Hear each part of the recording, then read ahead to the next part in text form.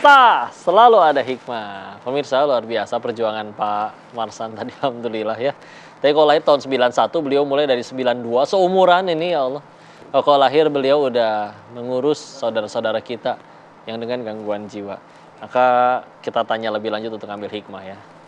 500 orang ya Pak Marsan ya? 500. Itu berarti butuh beras sehari atau per bulannya berapa kilo, atau perlu biaya juga berapa ratus juta mungkin untuk per bulannya. Kalau saya bilang per bulan saya bingung hitungnya, jadi stres sayanya. Ya, jadi jangan. Per hari itu 1 kintal 35 kilo untuk 3 kali makan tuh, pagi, siang, sore. 1 kintal 35 kilo beras. Per hari beras. Belum itu lauknya tuh. Betul. Terus? Kita ngitungnya berasnya aja. Oke. Sehari 1 kintal 35 kilo. Ya Allah. Itu per hari itu. Dari mana akhirnya dapatnya Pak? Ya, ada donatur kah? Ya mudah-mudahan nanti dari Ustadz yang ngirim ke sana gitu. Amin ya Allah. Ya, jadi itu tadi yang tadi saya bilang dari awal, ini mungkin matematika Allah Ustadz ya. Betul. Kalau saya berpikir, saya bisa ikut stres juga.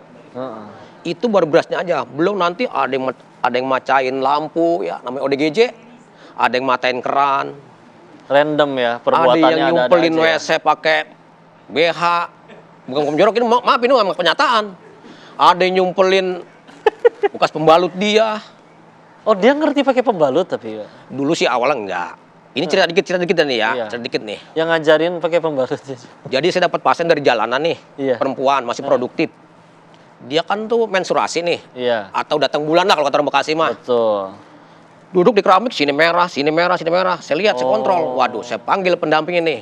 Ini nggak bisa Pak katanya. Coba pakaian lagi. Dibawa ke kamar mandi, dipakein.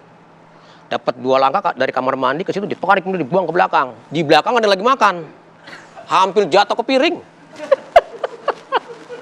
Saya nggak mau kalah akal sama dia nih. Dia kan ODGJ katanya akal kurang akal tuh ya.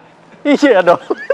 Saya bilang, Bu, cari celana yang pendek yang ada tali gesper sini, dicoarin tuh, di pakaian, dipakein.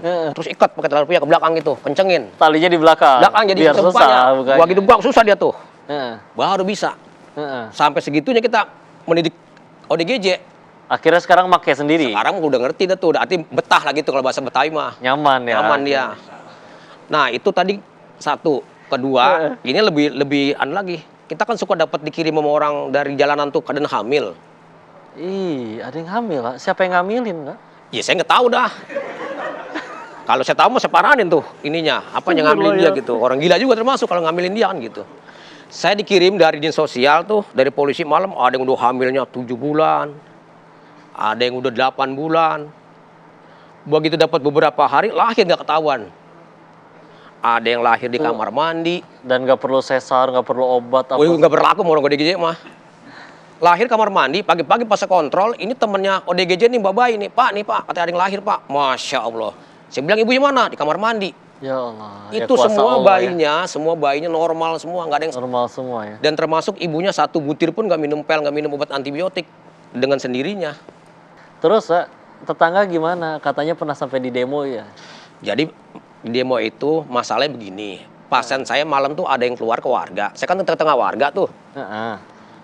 Dulu kan nggak sekarang. Kalau sekarang kan udah, ya maaf, sekarang udah sedikit udah layak lah gitu ya. Dulu kan masih jaro-jaro bambu tuh. Ustaz kenal nggak jaro bambu?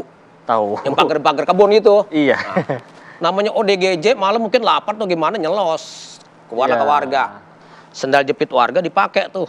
Pagi-pagi warga datang ke tempat saya. Pak Marsan, itu semalam piaraannya keluar. Piaraan nyebutnya, Pak. Nama orang kampung ya. Ustaz tahu lah nama orang kampung ya. Jangan ceritain lagi dan yang orang kampung. Iya. Iya Pak, memang semalam keluar saya cari pakai sendal gitu. Pak, besok jangan sampai keluar lagi Pak. Nanti kalau masuk rumah saya gimana Pak gitu. Ya saya mohon maaf deh Pak gitu.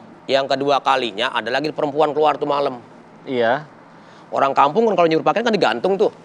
Iya. Dasternya tuh digantung dasternya. Pasien saya perempuan keluar malam tuh. Diambil dipakai. Datang lagi tuh warga yang satu lagi. Marah-marah di situ.